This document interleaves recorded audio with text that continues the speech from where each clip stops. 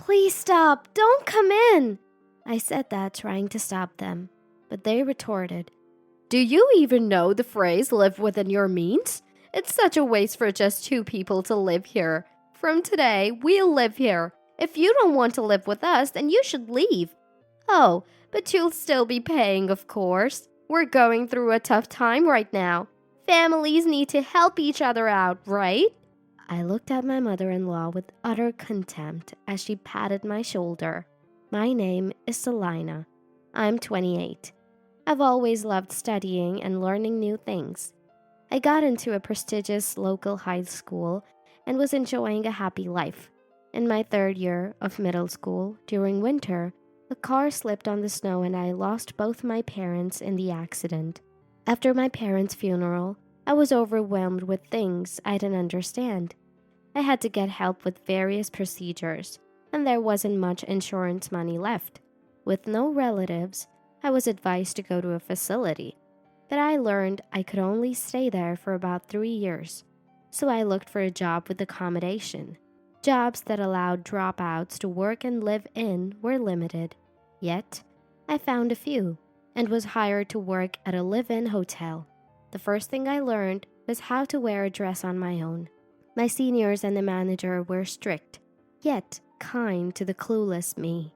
The president's daughter became fond of me, and we spent time like a family. After 10 years, I had become competent at my job and saved a good amount of money.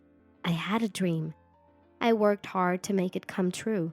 The manager praised my coffee-making skills, and I was assigned to serve coffee at the hotel's annual coffee enjoyment event.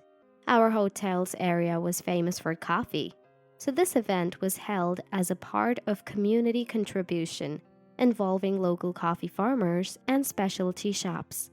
I met my future husband, Alec, at the hotel event, where I made him coffee during a tense moment in the corner designated for deciding the hotel's suppliers. Alec was the son and heir to a long-established coffee shop and was attending this event for the first time.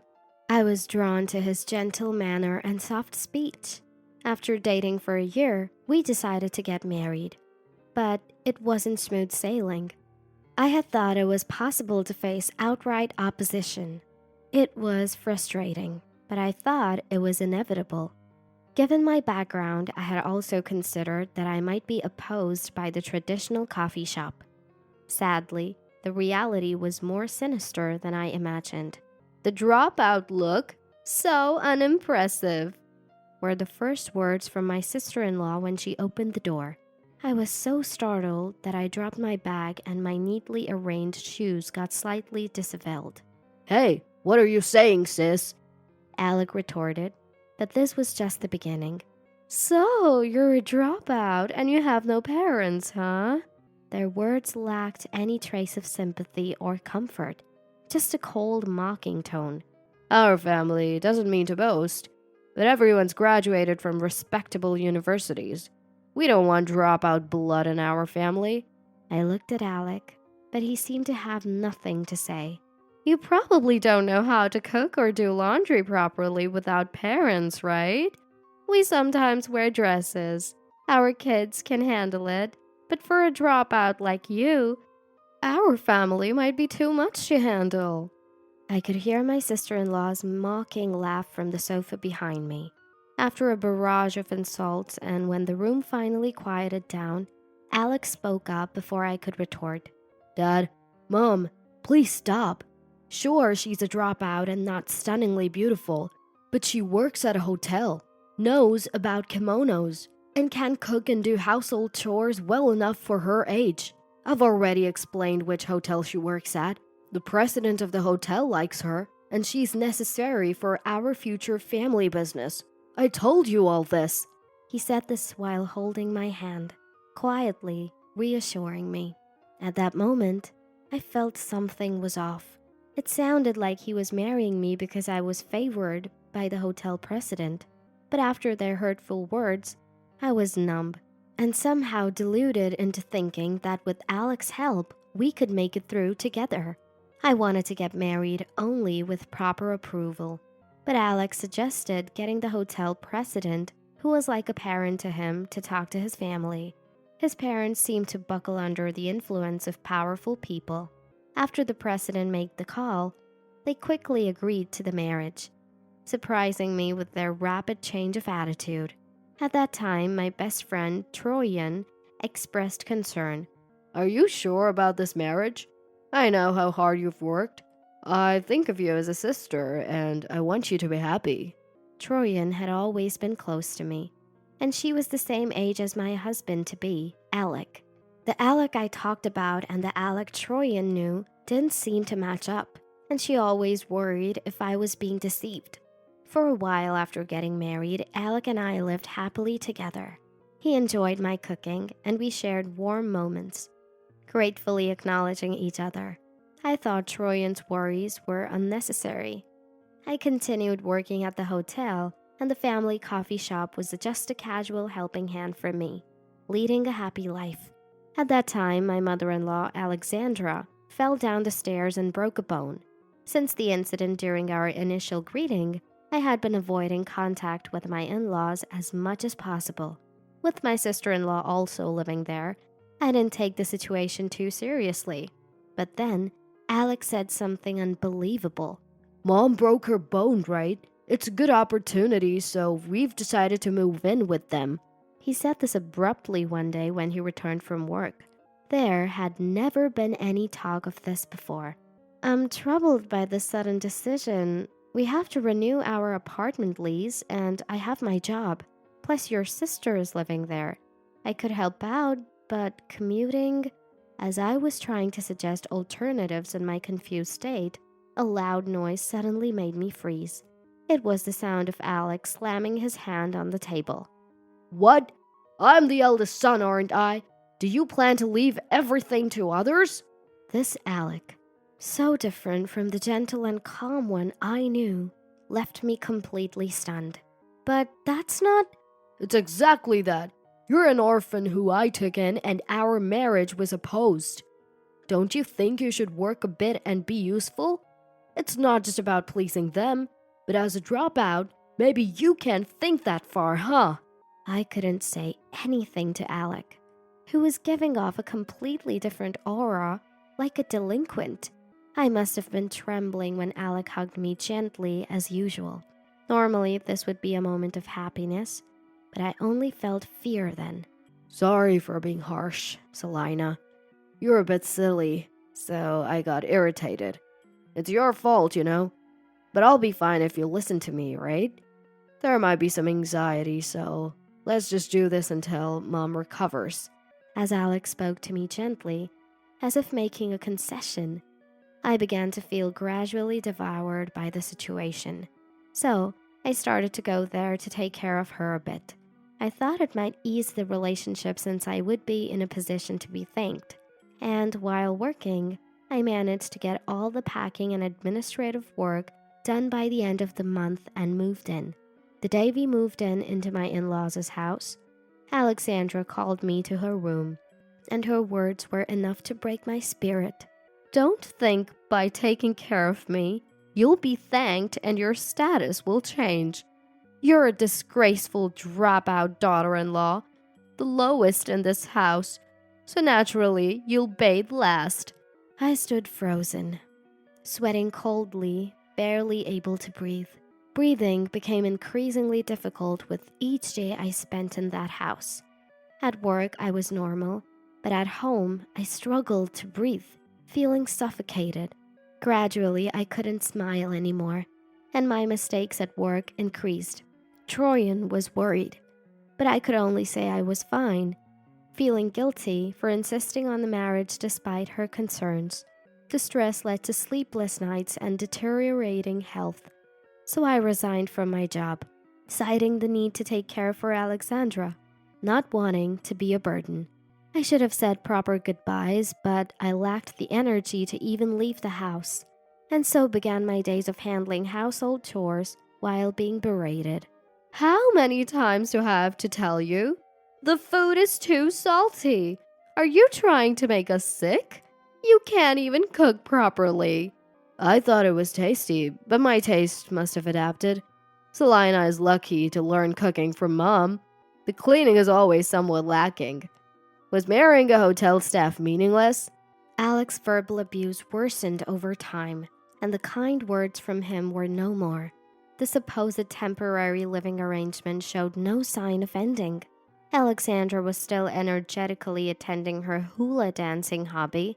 Alex said he felt suffocated with me becoming more gloomy and dark, and started staying out drinking.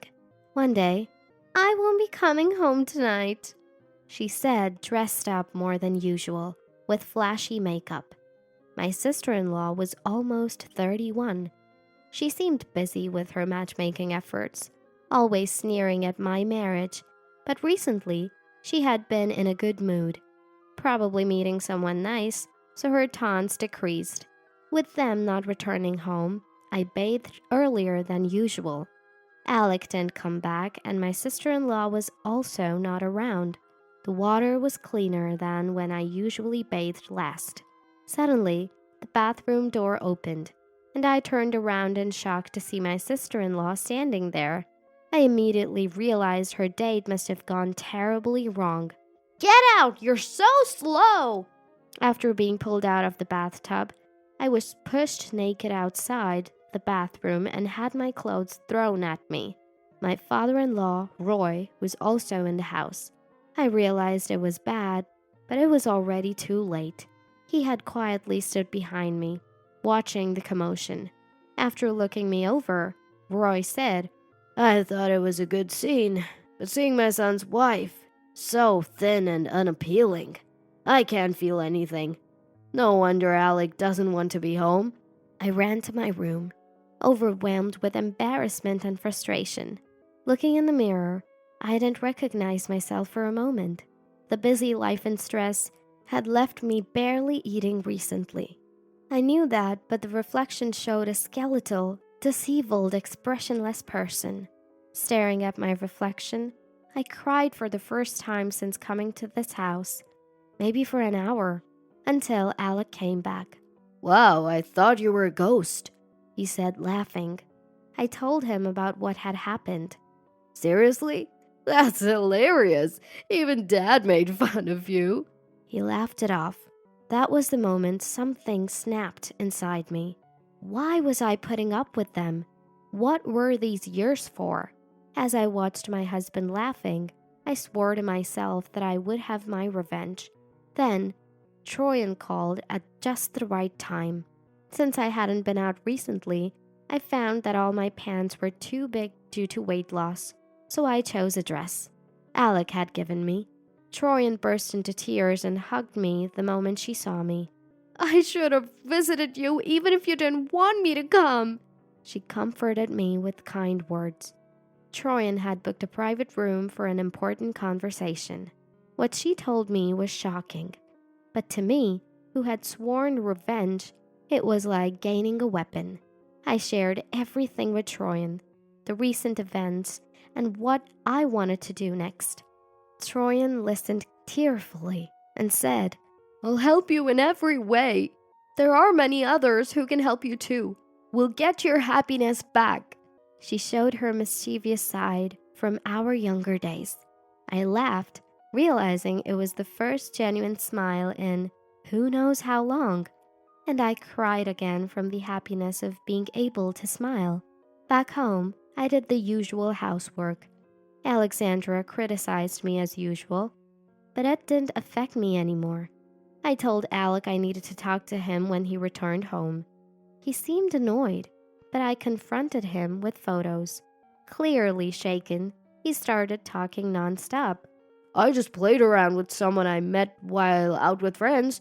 You're a dropout, clumsy, older, and can't even manage the house or smile. It was hard being home." It was astonishing how smoothly he blamed it all on me.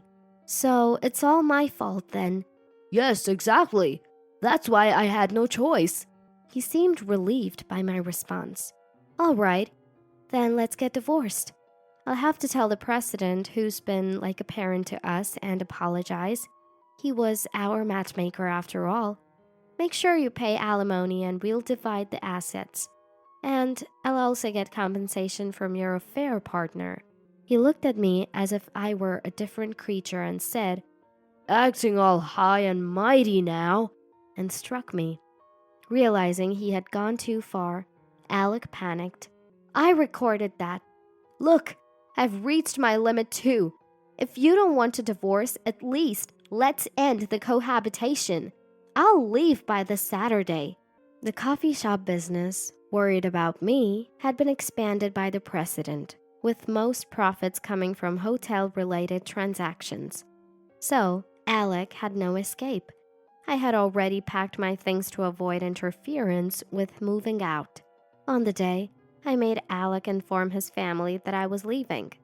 They all sat for breakfast as usual, asking, "Where's breakfast?" Seeing the three of them, I couldn't help but laugh.